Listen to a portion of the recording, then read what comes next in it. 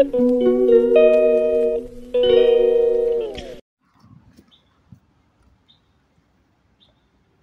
guys, dito ako sa seaside. Pupunta ako sa Siate. Dito sa Monsian, lakadin ko lang mga 1 hour. Kasi maganda naman yung kuwan ngayon, di umulan. Medyo kaya lang mainit pero maaga pa to. Punta ako sa PNB. Hihingi ako ng bank account, ano yan? Yung bank statement. Kasi kailangan ng aking sister. Pupunta kasi sa ibang bansa. Kailangan yung bank statement. Ayun, try ko. Pero kahapon, tinawagan ko din. Bayad lang. Ang processing. Try. Ito habang ano tawag yun? Habang naglalakad, magbibideo para may pang-upload. Yun. Yan. Ganun. Kasi parang ano yun, yung kumukuha sila ng buhangin sa dagat. Tingnan mo. Kumukuha yan sila. Bakit dito sa, no? Diba? Sa palagay nyo. Kasi iba, parang kumukuha ng buhangin sa gitna ng dagat. Tingnan mo dito sa Hong Kong. Alam mo, maganda dito. Sa totoo lang, malinis, tatakbo, walang delikado. Yung ganon, safety ka talaga. Alam mo kung magustuhan ka lang ng amo mo, pang tagalan dito hanggang 65 years old ka dito. Kung magkuhan sila, kung i-renew, bakit kahit minimum na ang sweldo mo, at least maganda na yung, na-adjust mo na yung amo ba? Kahit malaki nga yung sahod mo, pero ang trabaho mo ay sobra-sobra. Ayaw ko naman yan. Dito na lang ako sa minimum. At least, yung hawak mo yung oras mo.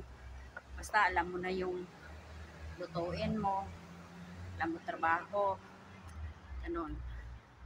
Kasi kung uwi ka naman sa Pilipinas, wala ka naman trabaho, dito maganda.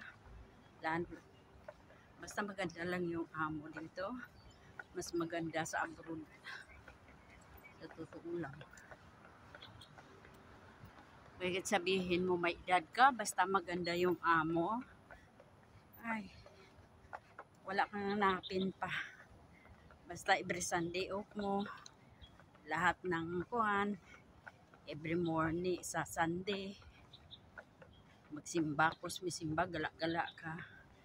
Wala din kuhan, di ba? Yan.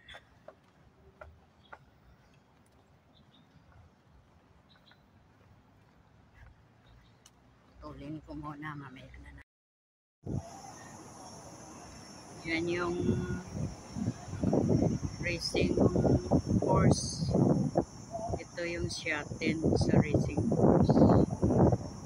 Yan o. Diyan.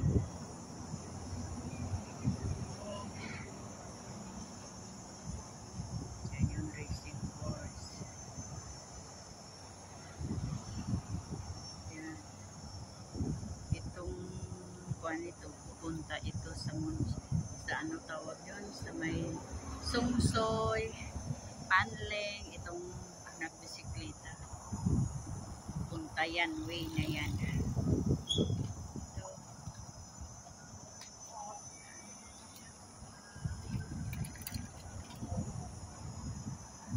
Tingnan mo yung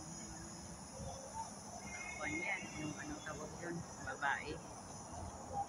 Ano lang, nag-sports bra, tingnan mo. Galing, no? Ang pag-iilan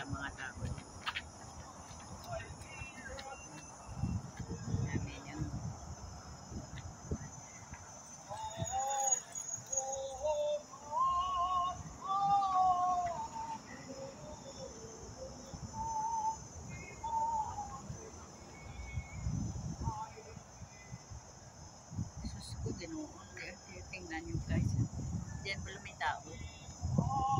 Namumunit. May music pa.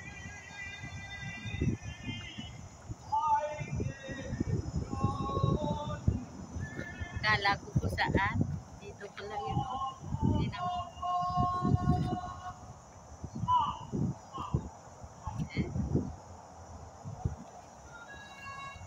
Ote, tingnan mo.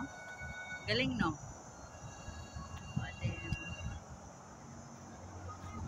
tingnan mo, sa tuktok pa ng bundok. Oh, may mga bahay. Ang ganda ng mga bahay. Yung tingnan nyo, guys. Yan.